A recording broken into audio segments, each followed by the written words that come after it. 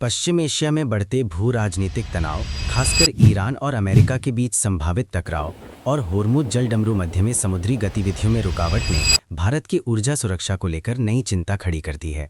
इसका सबसे बड़ा असर एलपीजी सप्लाई पर पड़ा है, क्योंकि भारत अपनी ज़रूरत का बड़ा हिस्सा विदेशों से मंगाता है।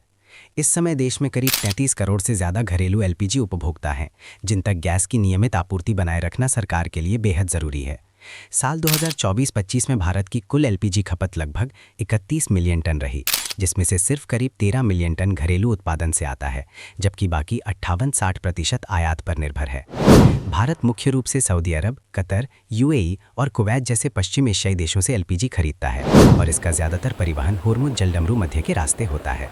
ये रास्ता भारत के लिए बेहद अहम है, क्योंकि करीब 80% एलपीजी आयात, 40% कच्चा तेल और 50% से ज़्यादा एलएनजी इसी मार्ग से आता है। अगर इस रास्ते में किसी तरह की सैन्य गतिविधि या समुद्री बाधा आती है, तो भारत में गैस सिलेंडर की सप्लाई पर सीधा असर पड़ सकता है और संकट पैदा हो सकता है। इस खतरे को देखते हुए भारत सरकार ने आवश्यक वस्तु अधिनियम 1955 की धारा 3 और पेट्रोलियम प्रोडक्ट्स ऑर्डर 1999 के तहत आपात निर्देश जारी किए हैं। इसके तहत तेल कंपनियों को एलपीजी उत्पादन बढ़ाने और प्रोपेन ब्यूटेन का इस्तेमाल सिर्फ एलपीजी बनाने में करने को कहा गया है।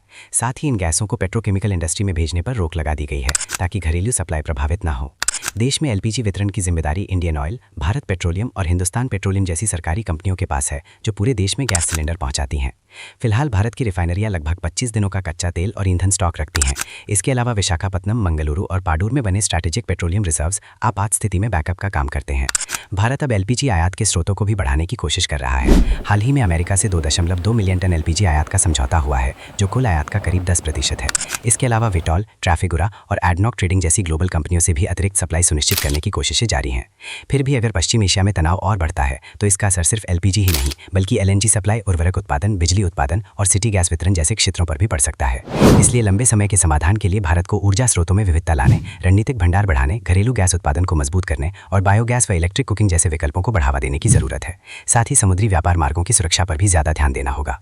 ये पूरा घटनाक्रम साफ दिखाता है कि भविष्य में गैस सिलेंडर संकट से बचने के लिए भारत को ऊर्जा के क्षेत्र में आत्मनिर्भर बनने और मजबूत दीर्घकालिक रणनीति अपनाने की सख्त जरूरत है।